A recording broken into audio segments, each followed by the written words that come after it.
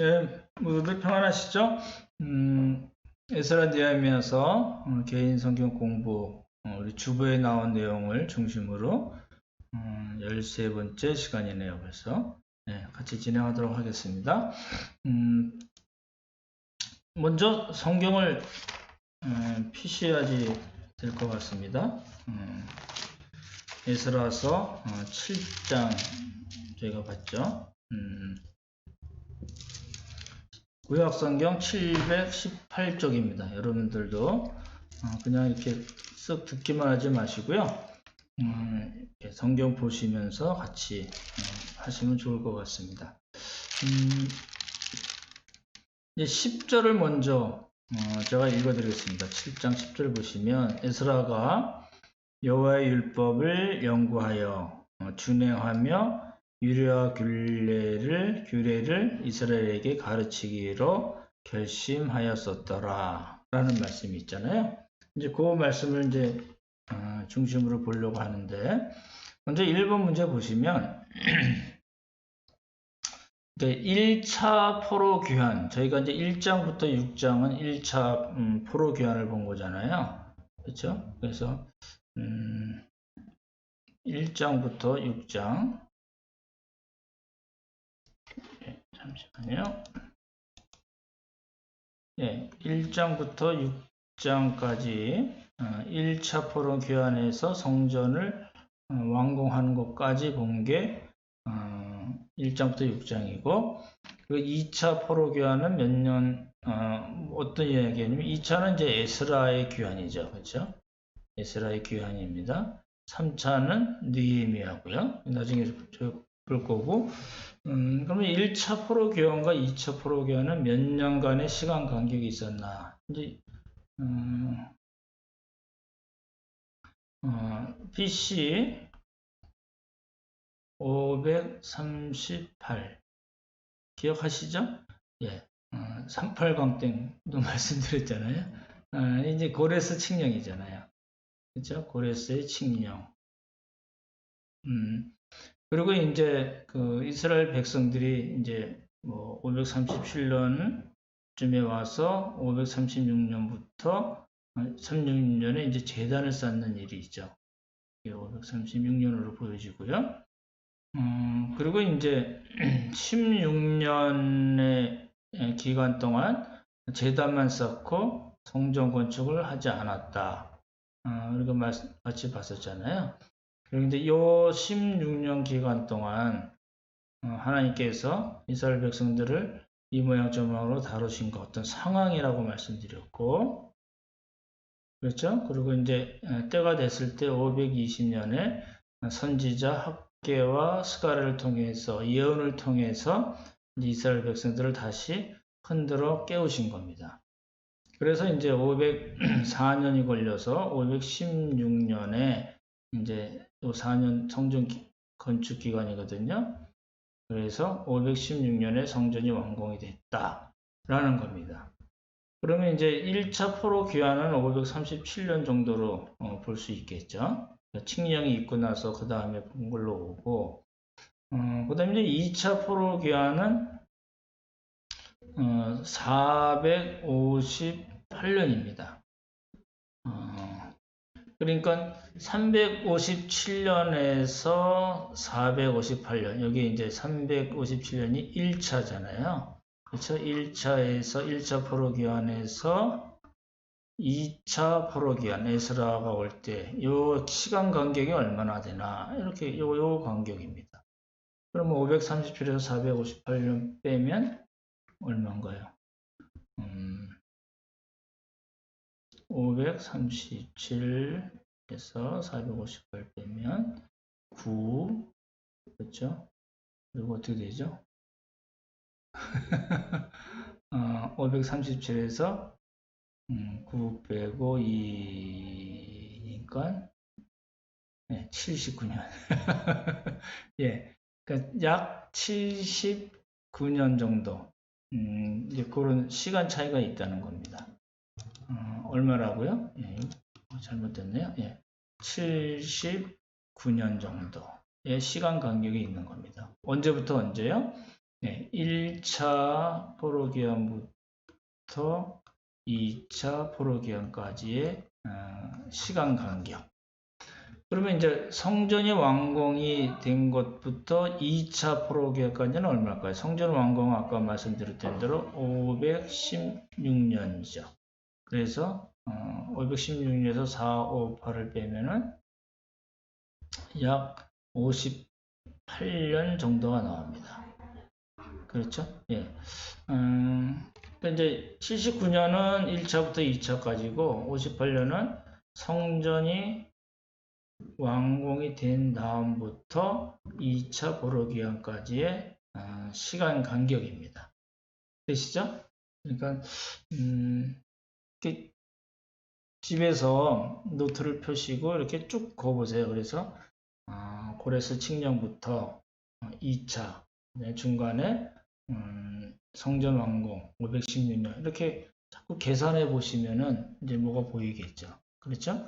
그래서 58년, 약 57년, 58년 기억을 해 두시면 좋겠습니다. 이제 그게 설명한 게 이겁니다.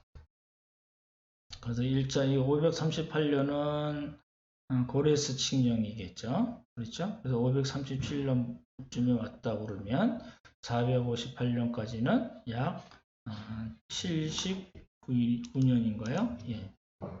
79년 정도 차이가 있고, 그 다음에 성전 완공이 된 다음부터 따지면은 약 58년. 이게 이제 이 역사이기 때문에 시간 간격을 좀 알아두시면 도움이 됩니다. 그렇죠? 네, 그렇게 됐다라는 이야기입니다. 여기서 우리가 한 가지 더 봐야 될 거는 이제 성전과 관계된 성전 건축과 관계된 거는 고레스, 캄비세스, 성경에는 안 나옵니다.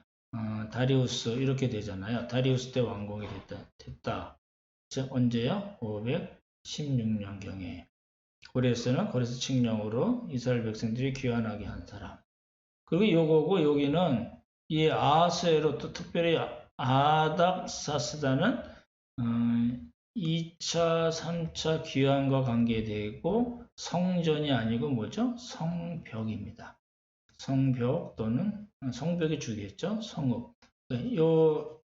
이 고레스와 다리우스는 성전과 관계된 사람이고, 그렇죠? 아닥사스다는 성벽과 관계된 사람입니다. 좀 구분을 하시면 좋겠죠? 이제 1절을 보시면 이 일 후에 원문에는 이 일들 복수로 나와 있고요. 바사왕 아닥사스다가 위에 있을 때에 에스라를 하는 자가 있었으니, 그러니까 이 일들 후에라는 것은 어떤 의미인가 라는 걸 보는 거죠. 그렇죠? 지금 우리가 본 겁니다. 고레스 왕의 칙령으로, 그렇죠? 귀환하는 것, 그다음에 제단을 쌓은 것, 그렇죠? 칙령, 제단을 쌓고, 그리고 16년간 성전 건축을 하지 않은 것. 이 기간 동안에 일어난 일이 뭐냐면 상황이라고 말씀드렸죠. 하는 일마다 안됨. 학계에서 1장에서 설명을 드렸던 내용이죠. 이때 우리가 요한 3서를 같이 봤습니다. 번영신학에 관계된 이야기. 그리고 이제 선지자들 통해서 예언을 하셨다. 그렇죠?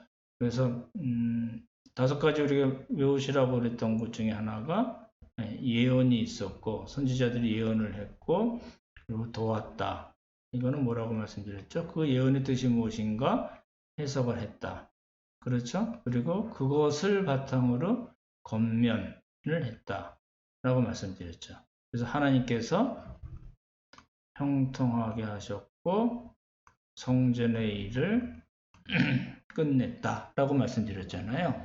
이런 내용들이 다 이제, 포함이 되는 겁니다. 이러한 일들이 있은 후에 라는 뜻으로 이제 7장 1절을 본 겁니다.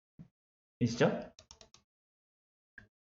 그러면 이제 조금 더 에스라서 7장을 보시면 에스라가 예루살렘으로 귀환한 것이 어느 왕 때인가 제 몇 년인가가 정확하게 나옵니다. 7절 7절이라고 되어 있는 8절 보시면 더 좋겠네요. 실제로도 나오네요. 예, 아닥사스다 왕 제7년에 그러니까 아닥사스다는 그 롱기마누스라는 이름도 가지고 있습니다. 이게 롱기마누스. 왜 롱기마누스? 롱 길잖아요. 그러니까 오른팔이 왼팔보다 훨씬 더 길었대요. 누가요? 예, 아닥사스다가. 그래서 롱기마누스라고 부릅니다. 얼마나 길었는지는 모르겠는데 하여튼 그렇게 나와 있고 아닥사스다 제7년이라고 나옵니다. 이 말을 좀 기억해 두시면 좋겠네요. 나중에 이게 이제 느헤미야 때는 몇 년인가 느헤미야가 다시 예루살렘을 왔다가 다시 페르시아 갔다 또 오거든요. 그때 이제 연도가 표시가 됩니다. 그때도 아닥사스다 왕 몇 년, 아닥사스다 왕 몇 년 이렇게 되거든요. 첫 번째 나온 건 이제 아닥사스다 왕 7년이라고 합니다. 여기 이제 7년은 말씀드렸던 대로 에스라가 귀환한 458년 당연히 주전이겠죠. 예, 그 이야기입니다. 그렇죠? 조금 더 보시다 보면 8절과 9절 밑에 보시면 에스라와 그의 일행, 에스라는 혼자 일하는 사람이 아니라고 말씀드렸죠. 약 1700명 조금 넘게 같이 옵니다. 우리 교회가 함께 가는 교회잖아요. 그래서 이제 함께라는 말이 참 중요하고 그 사람들이 이제 그 페르시아에서 예루살렘까지 오는데 약 1500km 1500이요. 1500km를 오는데 얼마나 걸렸는가, 얼마나 왔는가. 그게 성경에 명확하게 나와 있습니다. 그래서 9절 보시면 정월 초하루. 우리나라 달력하고 다릅니다. 어쨌든 그대로 본다면 정월 초하루에 바벨론에서 길을 떠났다. 원래 페르시아인데 이제 바벨론 이렇게 혼용을 합니다. 그죠? 정월 초하루에 떠났고 그리고 언제 도착했냐면 하나님의 선한 손의 도우심. 이 에스라 느헤미야서에는 손이라는 말이 몇 번 나오거든요. 여기도 나오는데 하나님의 선한 손의 도우심 이런 말이 나오고 5월 초하루. 그러니까 1월 정월 초하루에서부터 5월 초하루에 도착했으니까 4개월 만에 그렇죠? 도착한 걸로 보는 거죠. 말씀드렸던 대로 안식일은 쉬었거든요. 그러니까 하루에 약 15km 정도를 온 겁니다. 꽤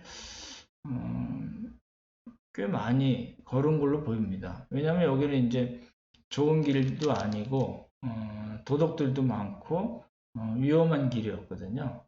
그럼에도 불구하고 하나님의 선한 손에 도우심을 입어 그렇게 왔다는 겁니다. 그렇죠? 이제 저희가 이제 주목해 봐야 될 게 이제 이겁니다. 성전 완공과 이렇게 쭉 그으면 좋겠죠.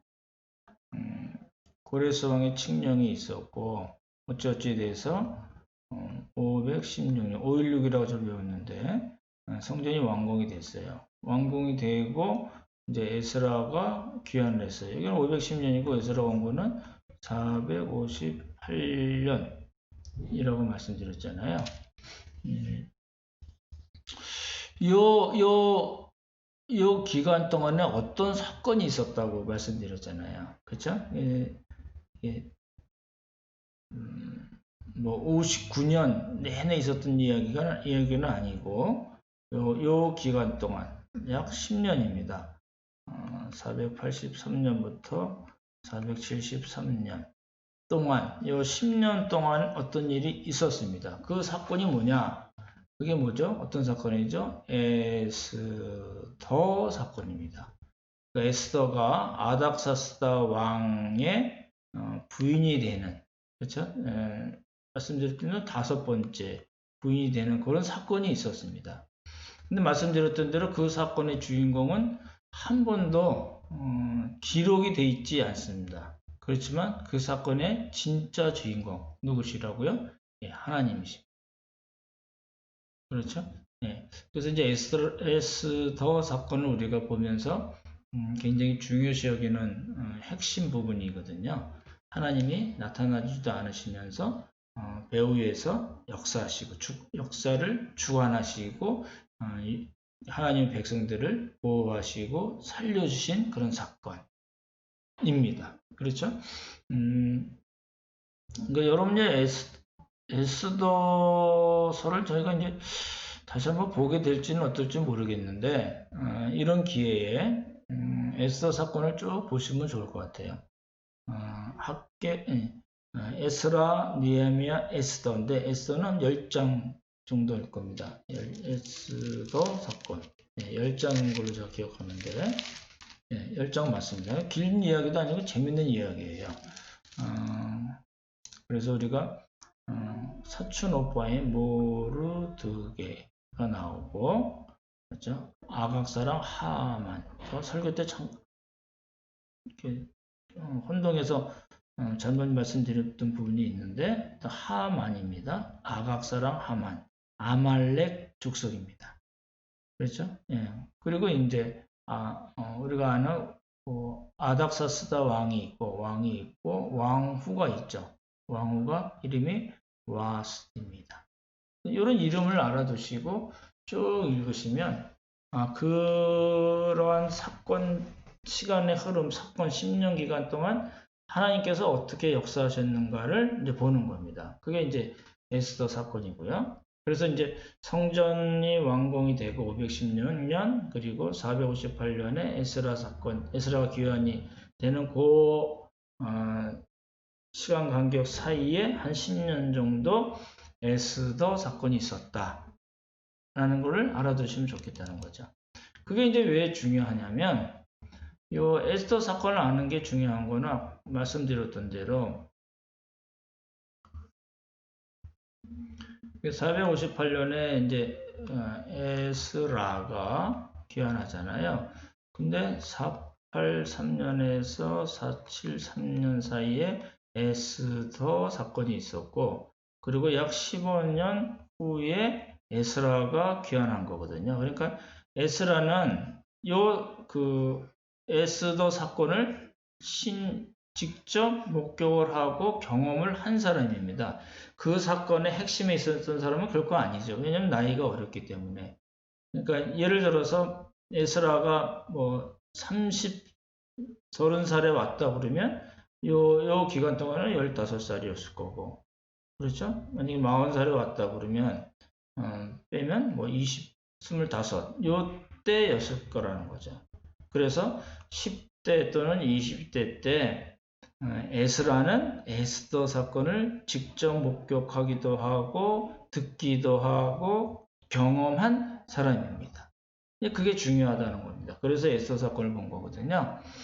에스라 입장에서 보면 에스더 사건을 경험을 한 거고 그렇죠? 그걸 이제 설명을 드린 거고 에스더 사건을 경험을 했고 뿐만 아니라 요 1차 기한으로 성전이 완공된 이야기를 들었을 거라는 거죠. 이게 이제 520년이니까 좀 떴겠죠.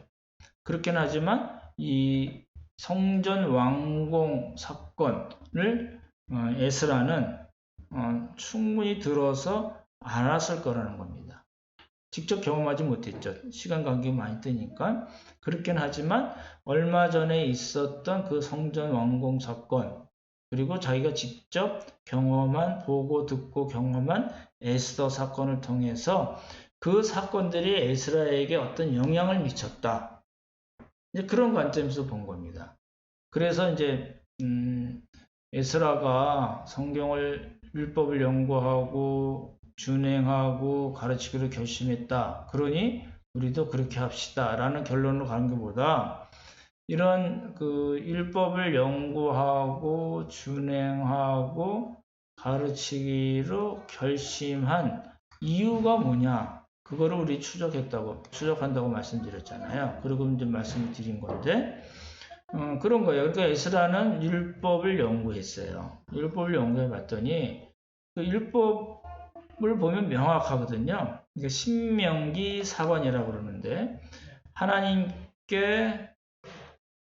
율법대로 행하면 번영하는 거예요. 평강과 형통과 번영이 있는 거예요. 그렇죠? 근데 그렇지 않고 하나님의 말씀이 율법에 어긋나고 우상을 섬기고, 첫 번째 우상을 섬기고, 두 번째 율법에 근거한 사회 정의를 깨트리고, 그리고 접대 관례를 깨트리는 그런 경우에는 이거는 멸망한다는 겁니다. 요게 이제 저희가 전에도 봤던 신명기 28장에도 나오는 신명기 사관이라고 그러거든요.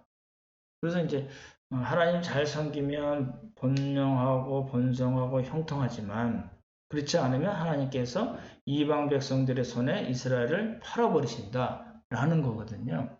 그거를 이제 에스라가 율법을 통해서 또 역사 연구를 통해서 그렇구나를 확실하게 알았다는 거예요. 그걸 통해서 에스라가 뭘 알았냐면, 하나님은 과연 어떤 분이신가, 하나님께서 원하시는 삶은 어떤 것인가, 그렇죠? 하나님의 구원 역사를 어떤 것인가를 잘 깨달았다는 겁니다. 그죠?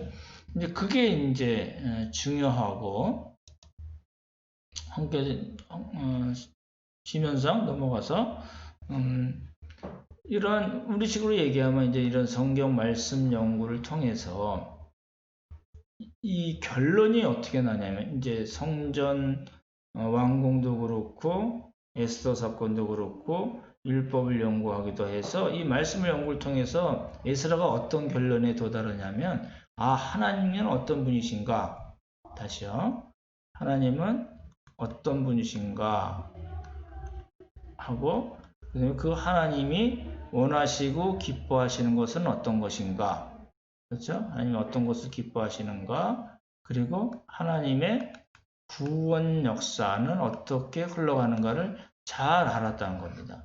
또 말씀을 연구해 봤더니 그 구원 역사가 어디서 일어나냐? 페르시아 땅이 아닌 가나안 땅에서 일어났다는 걸 아는 겁니다. 그래서 그렇게 된 거예요. 이렇게 말씀 연구를 통해서 어떤 결론이 난 거예요. 어떤 결론이 났어요?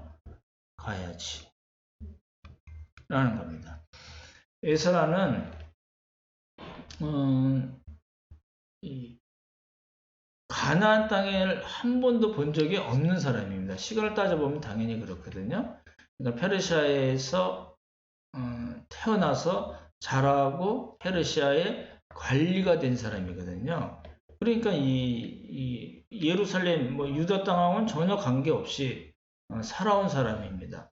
근데 그 사람이 움직이게 된 이유는 뭐냐면, 말씀 때문에, 말씀을 연구했더니 그런 결론이 나온 거예요. 그러면 나도 가야지 라고 된 겁니다. 그러니까 제가 그렇게 설명드렸잖아요. 말씀 연구가, 말씀이 에스라를 탁 치니까 에스라가 움직일 수밖에 없었죠. 저는 잘 못 치지만 당구 생각하셔도 좋을 것 같아요. 당구 치는 방법이 여러 가지 있다고 하지만 이렇게 큐대로 당구 공을 치면 그 공이 다른 공을 치고 움직이잖아요. 이런 식으로 생각하셔도 좋을 것 같아요. 말씀을 연구했더니, 잘 연구하고 또 역사를 보고 그랬더니 하나님이 어떤 분이시고 뭘 기뻐하시고 하나님의 구원 역사는 어떻게 이루어지는구나, 그 땅에서 이루어지는 거라까지 결론이 나면, 이 공부한 결론이 어디로 가냐면 에스라를 탁 친 겁니다. 그러니까 에스라가 움직이는 거죠. 말씀드렸던 대로 에스라는 굉장히 소심한 사람입니다. 소심쟁이입니다. 보통 소심한 사람이 아니에요. 아닥사스다가 이제 에스라와 관계되잖아요. 아닥사스다가 얘는 너무 율법에 정통한 사람이야. 하늘의 하나님의 율법을 너무너무 잘 알아. 지혜가 있는 사람이야. 이렇게 인정을 하고 막강한 권한을 줍니다. 성경을 읽으실 분은 아시겠지만 말 안 들으면 그냥 처단해버려. 네 마음대로 해도 돼. 라고까지 이야기한 사람에도 불구하고 그 권한을 전혀 안 쓰고 안 썼던 이유 중에 하나는 뭐냐면 율법 때문에도 그렇지만 성격 자체가 굉장히 소심했던 사람입니다. 그런 사람이 어떻게 1500km를 움직이고 4개월 동안 움직이고 아닥사스다 왕에게 무엇이든지 원하는 대로 이야기하면 받는 사람, 고위 관리 이었음에도 불구하고 또 그리고 한 번도 가보지 않은 팔레스타인 땅임에도 불구하고 움직였을 거예요. 그거는 무엇 때문이냐면 말씀 때문입니다. 저희가 이제 설교나 오늘 또 그거를 이제 추적을 한 겁니다. 그래서 그런 관점에서 보시면 좋을 것 같아요. 말씀드렸던 대로 에스라는 함께 움직입니다. 항상 그렇습니다. 느헤미야도 그렇고요. 1차 때 스룹바벨도 그랬고요. 하나님의 구원 역사는 전적으로 하나님의 절대적인 주권과 역사에 있긴 하지만 그 하나님이 쓰시는 사람들은 항상 함께 일하는 사람들입니다. 그게 중요하죠. 그렇죠? 그래서 이제 여러 사람들이 그 에스라 2장에도 나오고 그렇죠?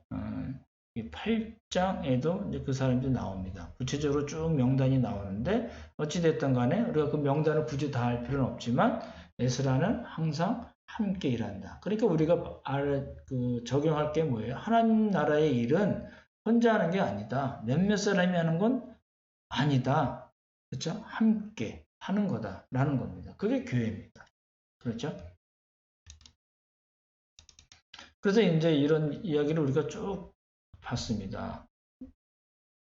연도도 보고, 그렇죠? 에스라가 경험했던 에스더 사건도 보고, 그렇죠? 성전 완공을 통해서 에스라가 어떤 것을 깨닫게 됐는가? 말씀 연구를 통해서, 그렇죠? 하나님이 어떤 분이시고, 어떤 일을 하시고, 어떤 일을 기뻐하시는가? 하나님의 구원 역사는 어떻게 이루어지는가? 그 구원 역사는 가나안 땅에서 이루어진다.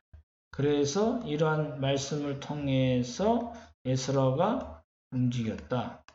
그렇죠? 뭐 때문에요? 말씀 연구. 그렇죠? 그러면 이제 이러한 에스라의 귀한 사건이 우리에게 주시는 메시지가 뭔가 명확하죠. 그렇죠? 그래서 우리가 말씀 연구를 조금 철저히 해야 됩니다. 이제 우리 교회 안에도 이제 열심히 하시는 분들도 있고, 그냥 이렇게 하시는 분도 있고, 안 하시는 분들도 있고, 뭐 전혀 안 하시는 분들도 있을 수 있죠. 근데 이제 결국은 우리가 우리 신앙이 무엇을 바탕으로 하고, 무엇으로 힘을 얻고, 무엇을 쫓아가야 되는가는 명확하죠. 말씀입니다. 그렇죠? 근데 이제 말씀드렸던데 이게 무슨 이렇게 우리가 신학자나 여러분이 목사가 될 이유도 없는 거고 뭘 이렇게 그냥 막 정신없이 공부하는 분들이 있잖아요. 정말 열심히 하시는 분들 많습니다. 무지하게 많습니다. 근데 이제 저도 젊어서부터 이렇게 말씀 공부 열심히 하고 막 이랬지만 저도 한때는 그런 적이 있었던 것 같아요. 막 이렇게 공부하잖아요. 그러면 내가 없는 거예요. 나 어디 있지? 나 지금 어디서 헤매고 있지? 이런 생각이 들 때가 있는 거예요. 그건 왜 그래요? 그 말씀 연구를 하고 그 결과가 나의 삶과 나의 인격과 나의 사역과 내 인생의 어떤 길잡이가 되지 못하고 내가 그 안에 그냥 이렇게 뱅뱅 돌고 있는 거예요. 혹시 그런 분 안 계신가요? 뭐 많죠. 뭐 유튜브 틀으면 뭐 말도 안 되는 소리 하는 것도 있고 좋은 이야기도 있고 그렇긴 하지만 어찌됐든 간에 그 하나님의 말씀을 연구함을 통해서 우리의 삶과 사역의 방향이 명확해야 된다라는 겁니다. 그런 결과를 내지 않으면 말씀 연구에 문제가 있는 거예요. 그렇죠? 그러니까 삶과 사역의 명확한 어떤 방향을 우리에게 제시해 줘야 되고, 그뿐만 아니라 그 목표가 무엇인가,를 명확하지 않으면 우리가 성경 공부를 잘못하고 있는 겁니다. 그렇죠? 예, 그런 관점에서 에스라 귀환 사건을 보시면 좋을 것 같습니다. 개인적으로 우리에게 주신 메시지가 다를 수 있죠. 다를 수 있지만, 특별히 오늘 말씀은 결론적인 부분은 말씀 연구고, 그걸 여러분 삶에 어떻게 적용할 건가, 여러분들이 성경을 다시 읽으시면서 묵상하고 하나님과 1대1로 만나서 하나님의 음성을 듣고 여러분이 스스로 결단하고 결심하는 그런 시간이 있으면 좋겠습니다. 수고 많으셨습니다. 감사합니다. 샬롬.